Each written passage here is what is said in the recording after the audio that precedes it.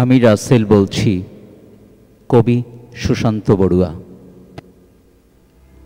আমি রাসেল বলছি, তোমরা কি শুনতে পাও আমার কথা? জানো, এখনো আমি ঘাতকের বুলেটের আঘাতে যন্ত্রণায় ছটফট করছি। এক গ্লাস জলের পিপাসায় আমার বুক ফেটে যায়, গলা শুকিয়ে যায়। হায়, কই তোমরা? শুনতে কি পাও আমার কথা? আমি রাসেল বলছি। জানো, আমিও তোমাদের মতো একদিন অনেক অনেক বড় হতে চেয়েছিলাম। খেলার মাঠে খেলতে চেয়েছিলাম, নিজের মতো করে স্কুলে যেতে চেয়েছিলাম, গলা ছেড়ে ভাটিয়ালি গাইতে চেয়েছিলাম, বাবার হাত ধরে বইমেলায় যেতে চেয়েছিলাম, অনেক বড় কিছু একটা হতে চেয়েছিলাম। এক বুক দীর্ঘশ্বাসে বলি, কিছুই হতে পারলাম না। ওরা আমাকে কিছুতেই বড় হতে দিল না। ওই দানবরা আমার সব স্বপ্ন কেড়ে নিল চিরতরে। রাইফেল দিয়ে খুঁচিয়ে খুঁচিয়ে আমাকে মারতে মারতে আমার বেঁচে থাকার অধিকার ওরা কেড়ে নিল।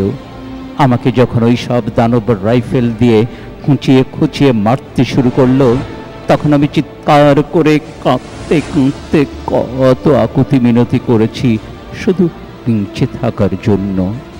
এই ঘর ওই ঘর সবখানে দৌড়ে বাঁচতে চেয়েছি। কখনো চেয়ারের নিচে, কখনো টেবিলের নিচে লুকিয়েছিলাম।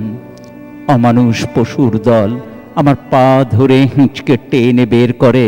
যখন আমার বুকে বন্দুক তাক করে, তখন আমি চিৎকার করে কাঁদতে কাঁদতে দানবের পা ধরে বলেছি, চাচা, চাচা, বাবাকে মেরেছ, মাকে মেরেছ, আমাকে মেরো না, আমাকে বাঁচতে দাও, আমাকে বাঁচতে দাও, আমি বাঁচতে চাই, শুধু বাঁচতে চাই।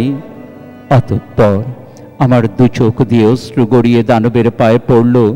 ওদের পা ভিজল আমার অশ্রুতে, তবু ওদের মন ভিজল না। জানতাম না মানুষ এত পশু হয়। আমাকে আর বাঁচতে দিল না। গুলি করে আমার সারা দেহ ক্ষত বিক্ষত করে দিল। ওরা আমাকে মেরে ফেললো, হত্যা করলো আমার স্বপ্নগুলো। আমি কি পাপ করেছি বলো? আমার কি ছিল না বেঁচে থাকার অধিকার? তোমরা কি শুনতে পাও? আমি রাসেল বলছি, তোমরা কি আমার কথা শুনতে পাও? আমাকে হত্যার আগে পর্যন্ত 8 বছরের আমি খেলার শিশু, আমি নিষ্পাপ শিশু ছিলাম। আমি তোমাদের মতো খেলতে খেলতে বড় হচ্ছিলাম। ঠিক তখনই ওরা আমার বুকে বন্দুক তাক করেছিল। দুহাত জোর করে বলেছি, আমার মতো তোমারও তো আছে ছোট্ট শিশু। তোমার সেই শিশু মনে করে আমাকে মেরো না চাচা। আমারও তো তোমার মতো আছে ছোট্ট শিশু। তোমার সেই শিশু মনে করে আমাকে মেরো না চাচা।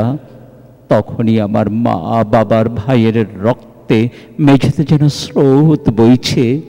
আমি হাউমাউ করে কাঁদতে থাকি। ওদের চোখ পানে চেয়ে বাঁচার জন্য প্রাণ ভিক্ষা চেয়েছি। ওরা আমাকে বাঁচতে দেয়নি। বলো, তোমাদের মতো আমার কি বাঁচার অধিকার ছিল না?